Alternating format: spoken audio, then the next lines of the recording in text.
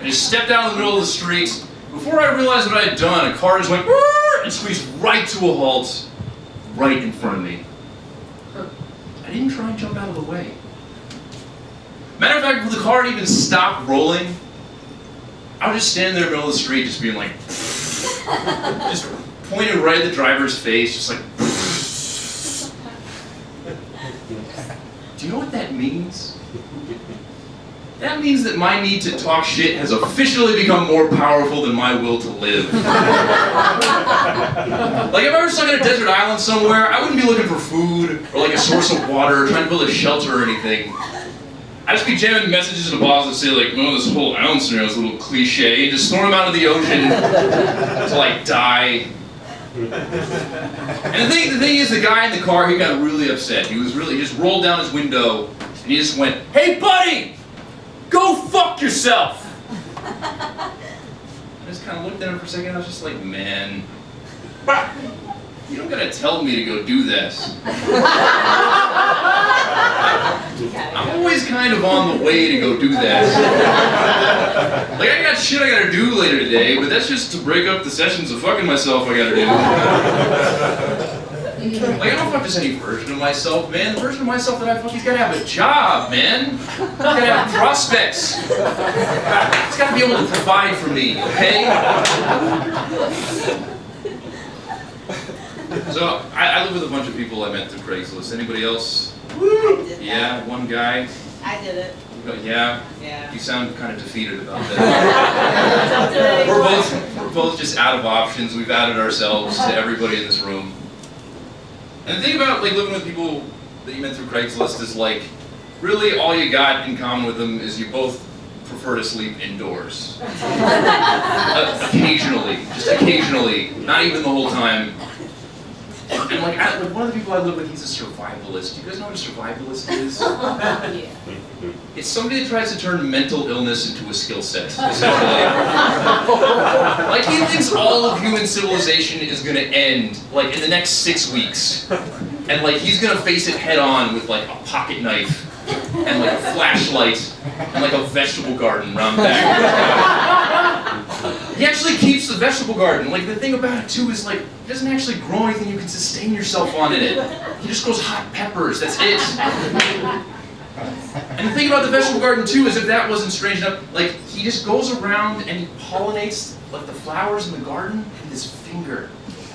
You understand it's just him artificially inseminating flowers, right? And I go up to him like, man, you don't gotta do that. Bees do that. Bees that have evolved for millions of years do that. And he's like, oh, the bees don't come around here anymore, man. I'm like, I don't fucking blame them, man. If I were a bee and I flew into this garden and I saw you just like, yeah, like on flowers, I'd be like, all right, Jesus Christ. The Queen didn't say anything about that guy.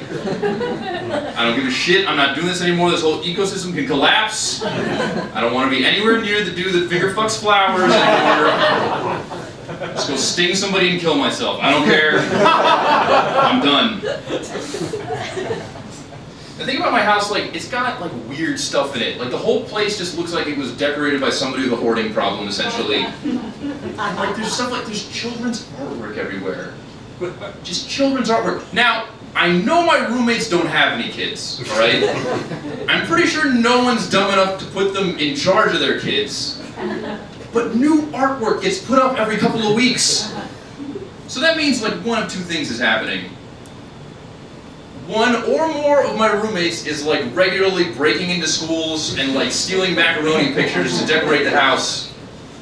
Or there's just like a secret underground race of children that everyone in the house is just comfortable not addressing. Like I feel like we should put up traps at a certain point, don't you think, just to check?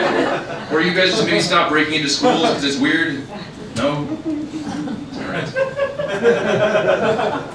I got neighbors that bum me out too. Anybody else got neighbors that bum me out? Yeah. Yeah? I got a guy who's a huge hassle to me, man. He came up to me in the alley the other day. Just the alley, approached me, and just was like, hey man, you know, when you recycle, you should totally try and separate your glass and your cardboard. Otherwise, they try and find you. Like, man, you go through my fucking trash? Like, why do you think it's appropriate to just come up and talk? He's like, hey, Ryan, calm down, man. I'm like, how the fuck do you know my name, man? He's just like, I signed for a package for you the other day, man. It's just like, dude, like, I couldn't get mad at him, you know what I mean? Because he was being really helpful. But like, you can't get mad at a dude that does that, but like, I just was like, oh, dude, but like, he kept going on, right?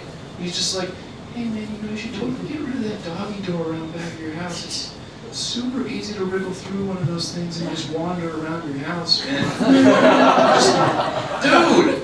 It's like, yo, another thing, man, you should totally get that snoring checked out, man. I'm afraid you might have sleep apnea. Dude, you're watching me snore in my sleep, man?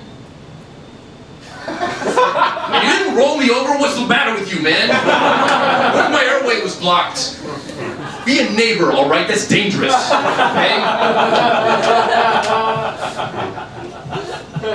So, I learned this the other day. There's a makeup line called Bobbi Brown. Did you guys know that? It's called Bobbi Brown.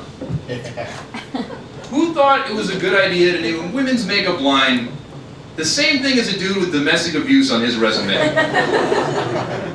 Like, it was clearly an out-of-touch white lady. Like, that's exactly who it was. Just like, I don't care, my makeup's gonna be so good, people are just gonna forget about domestic violence. It's like, you can't do that, lady, alright? That name is infamous.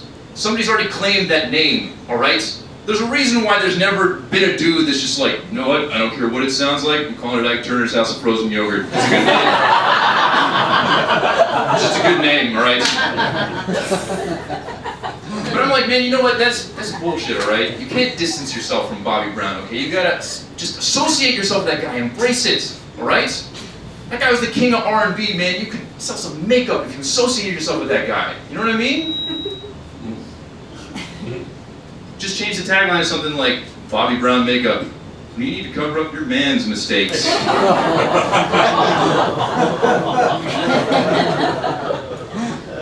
Kind of lost him. Kind of feel like maybe lost him. All right. I'm trying to get my life together like a little more. I need a plan. And I realized that would be a lot easier if I had a 5-day forecast for how drunk I'm gonna get that week. You know what I mean? So I could plan ahead, at least. Just be like, just have like a tool in the computer. Just be like, oh man, computer, like I got a doctor's appointment. I got to schedule. Like, what's my drinking looking like for the next couple of days? And the guy pops out.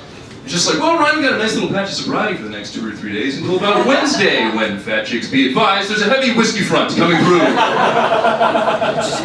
This tour is expected to be caused by the fact that you learned that your ex-girlfriend is now happily dating the starting power forward for the New York Knicks. He's a 7-time All-Star, makes over 300,000 times your net worth in a single year, and basketball groupies have nicknamed him the Anaconda. This tour is expected to cause heavy bank account damage, a vicious spate of liquor shits, and it'll force you to delete from your memory the plot of yet another book that you read in high school. See you later, King Lear. The neurons that you used to live in have now been permanently destroyed by Jack Daniels. This story is expected to be worse than 2007's Hurricane Cuervo, where you broke into your own house, even though your keys were in your pockets. Thank you guys very much. You guys have been great.